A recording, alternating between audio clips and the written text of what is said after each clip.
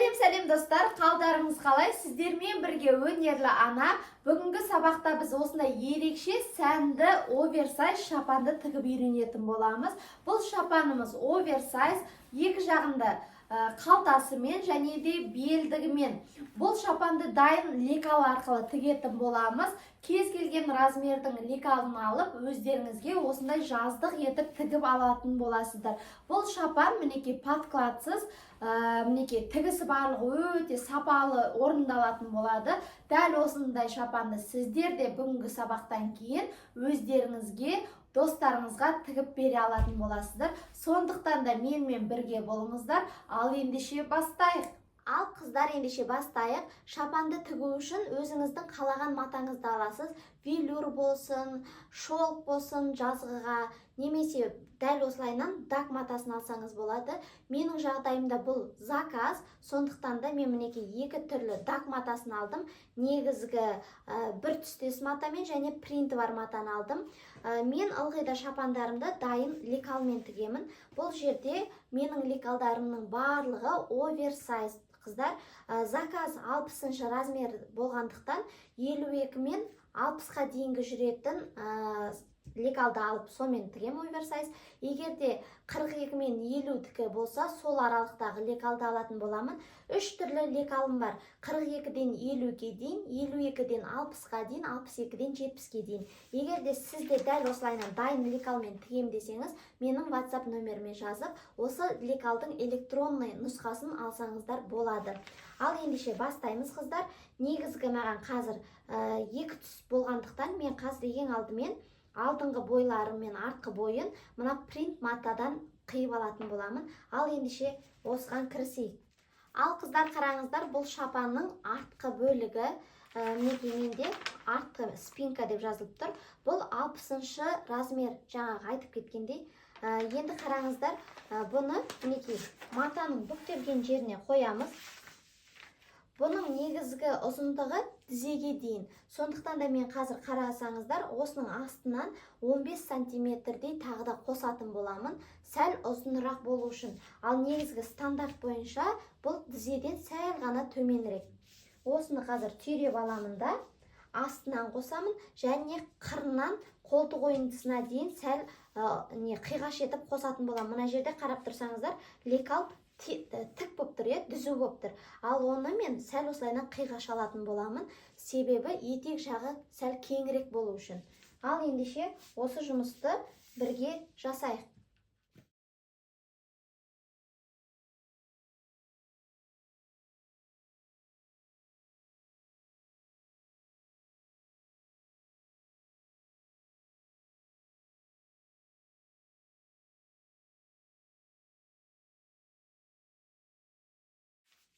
Ал қыздар, енді алдыңғы бойды пішетін боламыз. Алдыңғы бой бізде екі бөліктен тұрады. Яғни алдың қазір осылайынан қиып жіберетін боламыз, арқасында емес. Және де ұмытпаймыз, астынан жаңа артына 15 сантиметр қостық. Яғни алдына да дәл солай 15 сантиметр қосамыз. Және де қолтық ойындысына дейін қырынан артығымен қосатын боламыз. Ал ендеше пішейік.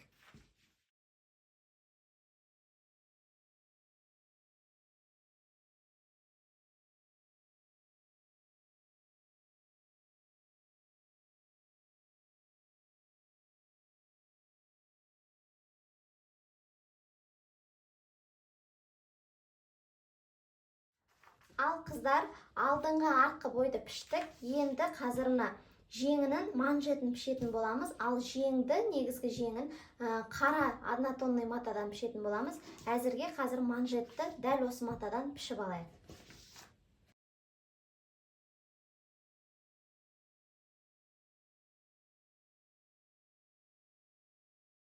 Ал қыздар, ендігі кезекте шапанның жеңін пішетін боламыз. Ол бізде екі бөліктен тұрады, сондықтан да матаны екіге бүктейміз де осыны қойып пішіп алатын боламыз.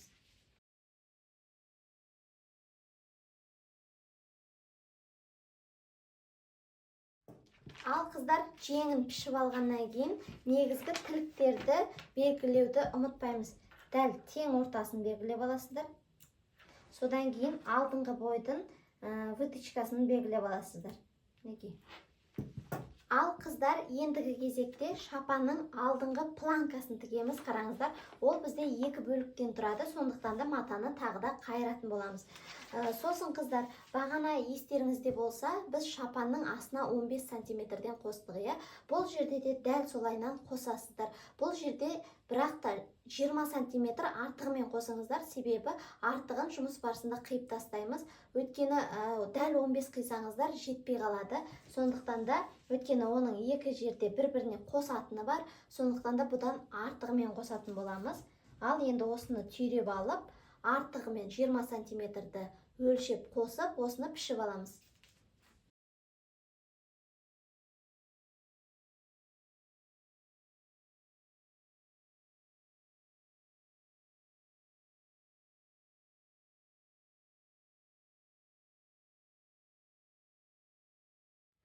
Ал қыздар, қараңыздар, барлық негізгі бөліктерді пішіп алдық. Ендігі кезекте қалтасын салатын боламыз. Қалтаны қою, қоймау өз еріктеріңізде.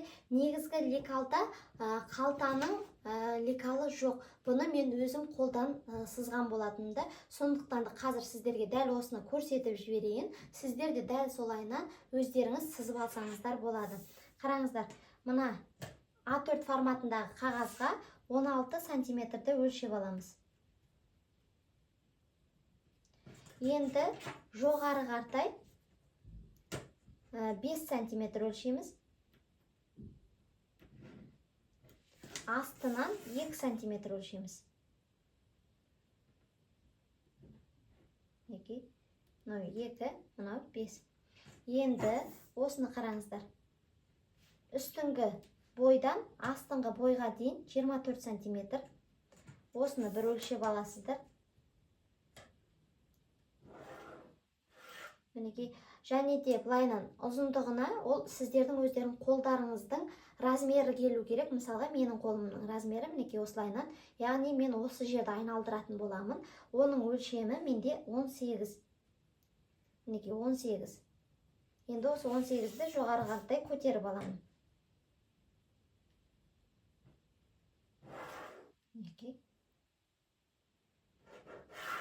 Бұл бізде тек қосымша сызықтар. Енді қараңыздар, қолдарыңыздың бойымен, мінекей осылайынан салған кезде, осыны доғал етіп айналдырып, өздеріңіз көз мөлшерімен сызып алатын боласыздар. Мінекей.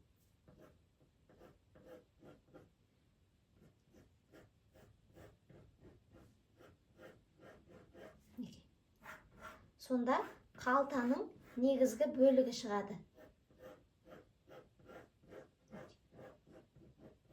Бұл бізде қалтаға қолдың кіре берісі. Мінекей.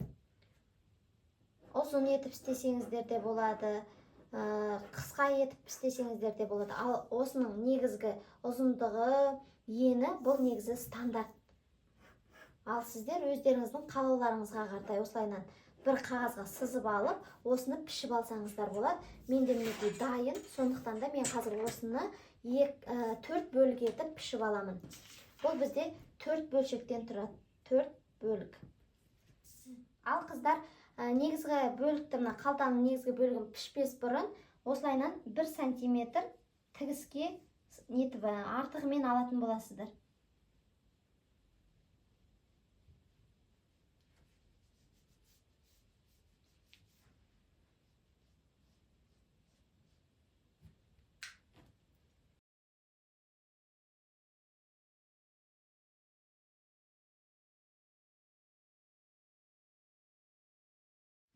Ал қыздар, мінекей толығымен барлық бөлікті пішіп алдық. Ендігі кезекте тігетін боламыз. Әркім әрқалай тігеді. Бірі бірден тігіп, сосын барып оверлоктайды. Ал мен барлығын алдымен оверлоктап аламда, сосын барып тігем. Себебі тіккен тігістерімнің барлығын екі жаққа қайырып үтіктейтін болам. Сондықтан да қазір оверлокқа барамыз. Ең алдымен оверлокта қараңыздар. Осы иықтарын оверлоктаймыз, және мінекей қолтық ойындысы жағын оверлоктаймыз. Алдыңғы бойға тимейміз. Содан кейін артқы бойда да міндетті түрде иығын оверлоктаймыз, және де мінекей осы артқы жағын оверлоктап аламыз. Ал содан соң Мына манжеттерге тимейміз. Бұлар оверлоктанбайды. Бұл тігіс барысында оверлоктанады. Және де қалтаның мінекей алдыңғы бойлары оверлоктанады, төртеуінің де. Және де мінекей жеңнің қырларын міндетті түрде оверлоктаймыз. Ал енді осыны оверлоктап алайық.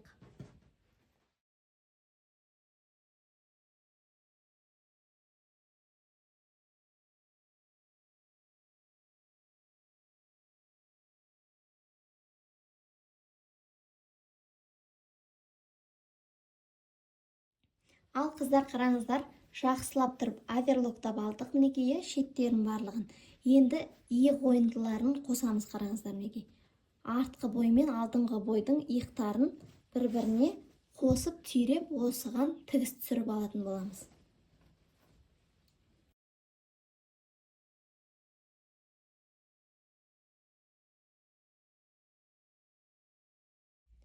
Ал қыздар, мінекей иықтарын бір-біріне қосып тігіп алдық. Енді осыны осылай ашып, әдемілеп үтіктейміз де, содан кейін жеңдерін жалғайтын боламыз. Қыздар, негізгі бөлікті үтіктеп алдым. Ендігі кезекте мына жеңін тігетін боламыз. Оны тікпес бұрын мына үстіңгі жағына, мінекей мына үстіңгі бөлігіне қосымша тігіс түсіретін боламыз. Жібін тарту үшін, жинақтау үшін толығымен басынан соңына дейін тікпейсіздер. Тек үстіңгі бойды ғана осы жерді тігіп аламыз қосымша тігіспен.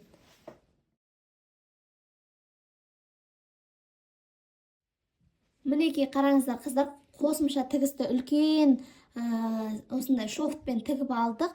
Кейбіреуі 2 тігіс түсіреді. Мен өз басым 1-ақ тігіс түсіремде, осының үстіңгісін тартам. Мінекей осылайынан жинап алатын боламын. 2 жағынан тартып. Өте қатты тартпайсыздар, себебі бұл өте қатты үлкен емес, иық ойындысына дәл келеді. Ал қыздар қараңыздар, алдыңғы бойдың мінекей тілігін өзіне келтіреміз. Мінекей осы жерден түйреп аламыз.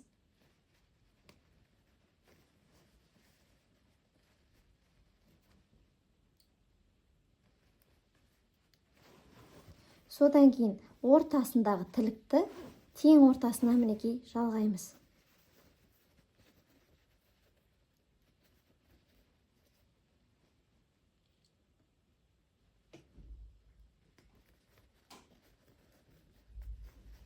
Содан кейін мінекей жаңағы тігістерімізді соған қардай орналастырып түзейтін боламыз.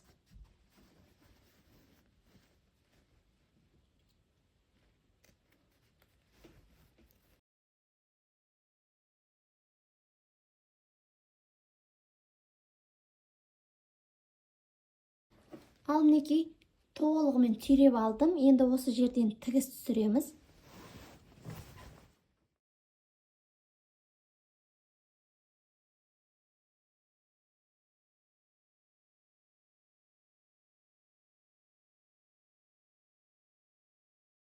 Ал қыздар қараңыздар, иық ойындысын барлығын тігіп алдық. Артық жіпті қазір алып тастаймын да, осы жерді оверлоктап алам. Дәл солайынан екінші жеңінде жалғайсыздар. Ал қыздар қараңыздар, барлық жерінеке әдемі оверлоктанды. Мінекей жаңағы иықтарында оверлоктап алдым. Мінекей жеңінің. Ендігі кезекте біз қалтаны тігеміз мінекей жандарына. Бір жаны және де мына жақ екінші жағына. Әркім қалтаны қалай тігеді. Өзінің технологиялары бар. Ал мен өзім қалай тігемін, сіздерге соны көрсетемін. Бұл өте жеңіл нұсқасы. Мінекей қолтық ойындысынан төмен қартай 19 см өлшеп аласыздар. 19 немесе 20. Мінекей. Екі жағынан да өлшеміз.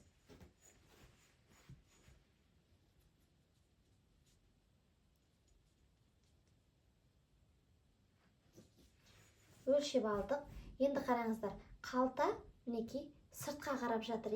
Оны біз ішіне, бетіне бетін осылайынан қаратып, ішке қартай орналастырамыз. Мінекей бір бөлігін, екінші бөлігін. Ал жаңағы белгілеп алған жерден мінекей теңестіріп орналастырамыз.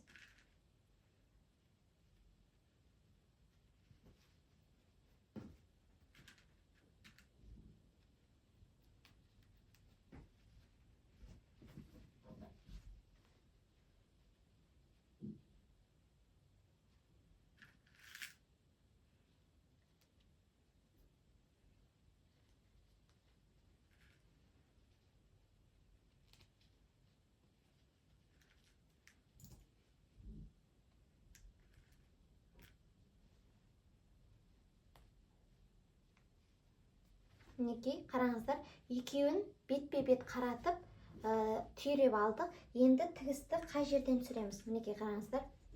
1 сантиметр жеткізбей бастаймыз, және де 1 сантиметр жеткізбей аяқтаймыз осы жерге. Осылай ұзыннан тігіс түсіретін боламыз. Дәл солайынан екінші қалтаға да белгілеп алыңыздар. 1 сантиметр, және де былай қаратай 1 сантиметр.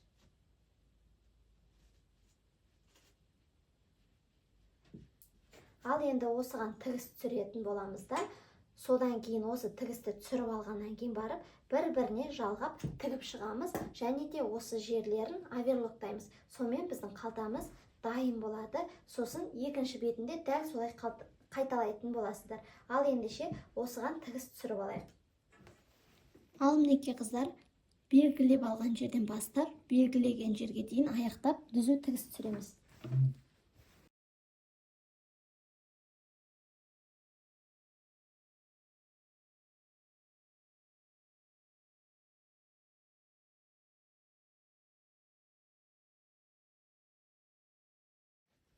Ал міне қыздар, қараңыздар, екі жағын тігіп алдық, екі қалтаны.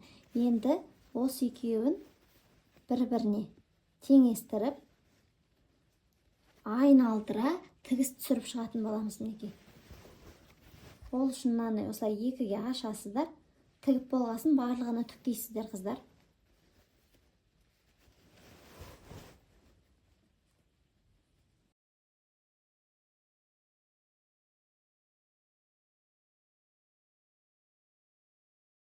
Ал міне қыздар, қараңыздар, толығымен айналдырып түйреп алдым. Енді осының бойымен тігіс түсіреміз.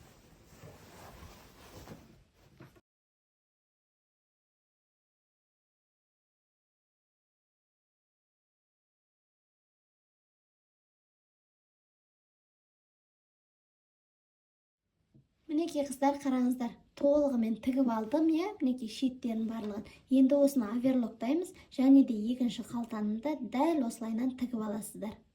Ал қыздар, қараңыздар, қалтаны тігіп алдық, ендігі кезекте осының барлығын бір-біріне қосамыз. Қараңыздар, қолдан бастап, мінекей қалтаға дейін тігіс түсіреміз, және де қалтадан бастап соңына дейін тігіс түсіреміз. Ол қалайынан, мінекей қараңыздар, осылайынан болады, мінекей, толығымен жалғанады.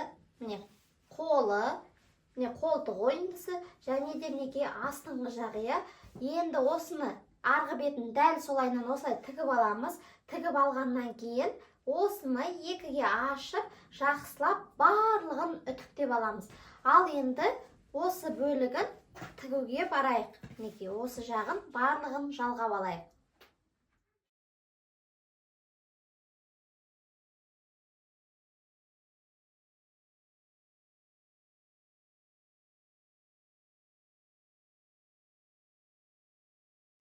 Ал қыздар, келесі кезекте манжеттарын тігеміз. Қолдың ол үшін осы бетіне бетін қаратып, ұзыннан тігіс түсіреміз. 1 сантиметр қашықтықта.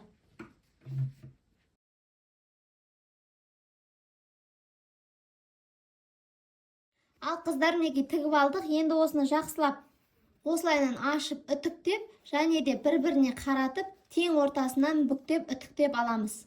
Ал қыздар, қараңыздар, манжетті ішінен, сыртынан барлығын үтіктеп алдым. Ендігі кезекте осы жеңіне манжетті тігіп жалғаймыз. Бетіне бетін қаратамыз. Сосын мінекей тігістерді бір-біріне әкелеміз. Манжеттегі тігіспен мына жеңіндегі тігісті бір-біріне түзу етіп орналастырамыз. Осыны түйреп алып, айналдыра тігіп, сосын оверлоктайтын боламыз. Екінші жеңінде дәл солайынан қайталап шығасыздар. Ал мінекей қыздар, айналдыра түйреп алдық, енді осыған тігіс түсіреміз.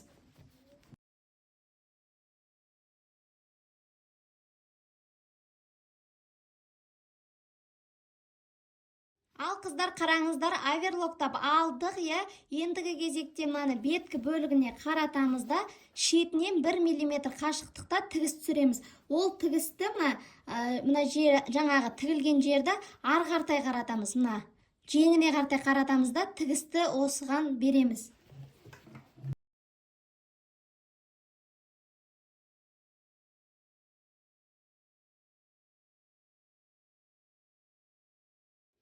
Ал міне қыздар қараңыздар, әдемі болып 1 мм қашықтықта тігіс түсті. Дәл осылайынан екінші манжетті де қайталаймыз. Ал қыздар, келесі кезекте шапанымыздың астын толығымен оверлоктап 2,5-2 сантиметрге қайырып тігіс түсіретін боламыз. Ал мынау екеуінің қосылған жері мінекей жақсылап тұрып үтіктелді. Дәл солайынан енді тек асты ғана қалды. Астын жасап алайық онда.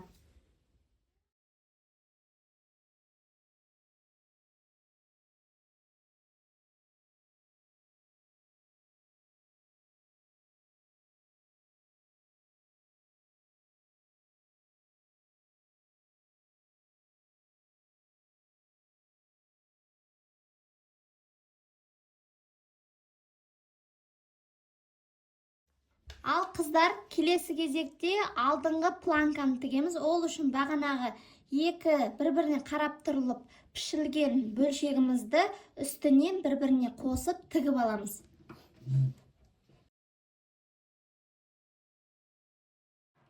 Енді осыны ашып, бір үтіктеп, және де бір-біріне қарама қарсы бұлайнан қойып үтіктеп аламыз. Қыздар, егерде алдыңғы планкаларыңыз велюрдан болса, міндетті түрде ішіне дублерин жапсырасыздар, жұқа дублерин.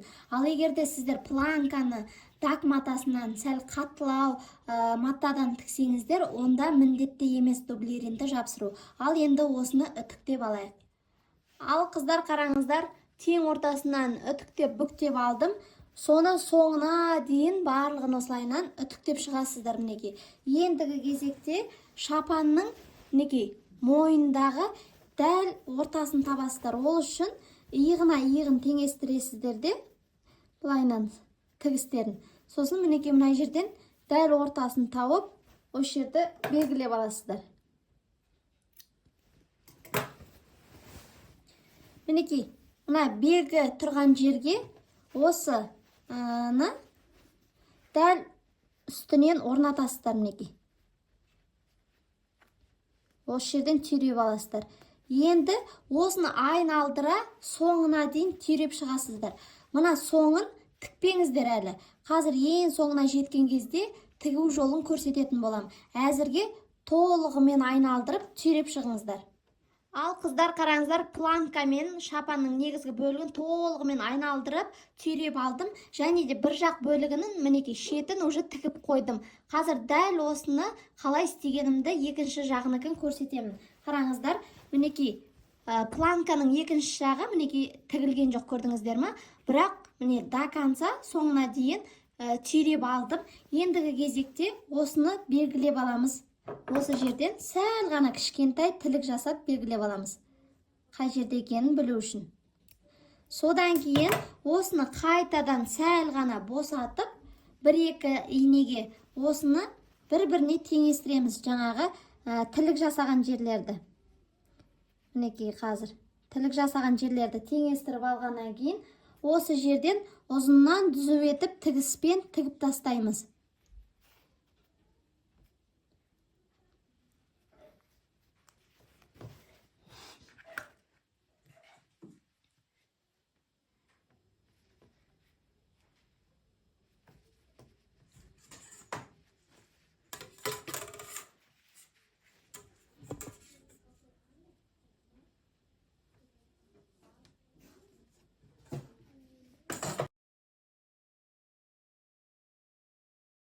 Ал мінекей қыздар, тігіп алдым. Енді артығын алып тастаймыз да, осылайынан бұрышынан сәл тағды қиып тастаймыз.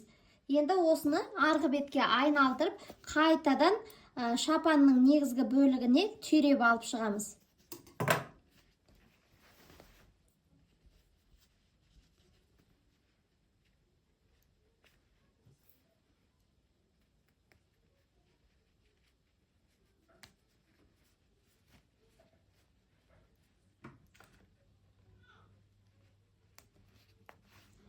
Ал мінекей қайтадан түйреп алдым. Енді осыған толығымен ұзыннан тігіс түсіріп, осы жерін оверлоктап аламыз.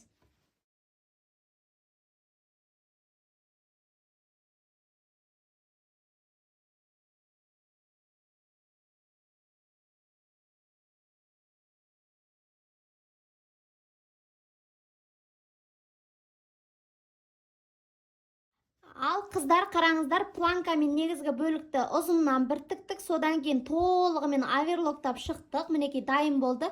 Ендігі кезекте мынаны тігісті үш жаққа қарата айналдырып, шетінен 1 мм қашықтықта тігіс түсіретін боламыз.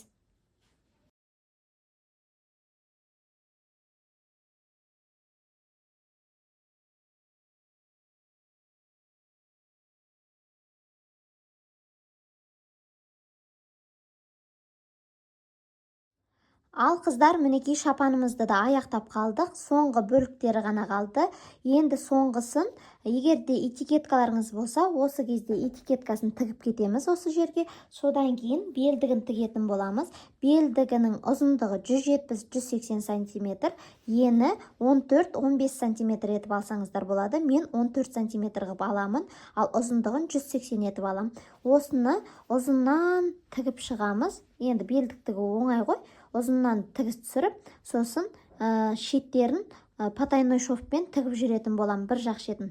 Бір жақ шетін ұзыннан тігіспен түсіріп шығам. Енді осыларды бітірейік.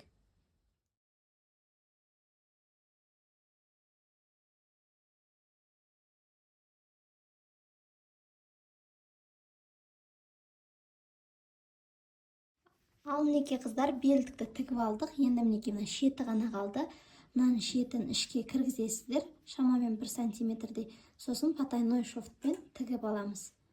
Енені де көрсетпей кіргіземіз.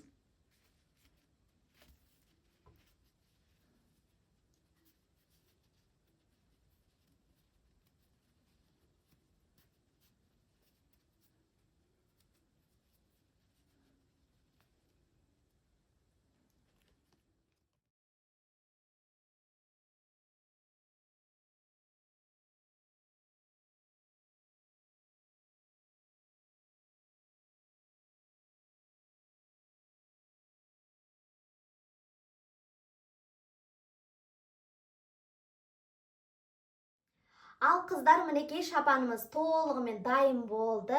Қараңыздар, қандай ерекше әдемі принтта шықты. Мінекей қалтасы да әдемі болып орындалды. Дәл осындайды енді сіздер де тіге аласыздар. Егер де осы размердегі лекалдар қажет десеңіздер, менің өзіме WhatsApp парақшама жазсаңыздар болады. 3 түрлі оверсайз размерде бар. 42-ден 50-ге дейін, 52-ден 60-ға дейін және де 62-ден 70 размерге дейін. Ал егер де осы мастер-класс ұнап жатса, лайк басып, комментарий жазуды ұмытпаңыздар. Басқа да достарыңызбен, таныстарыңызбен бөлісе жүріңіздер. Олар да осындай керемет шапанды өздеріне және де туған туысқандарына тігіп үйренсін. Ал келесі сабақта кездескенше сіздермен бірге болған өнерлі ана.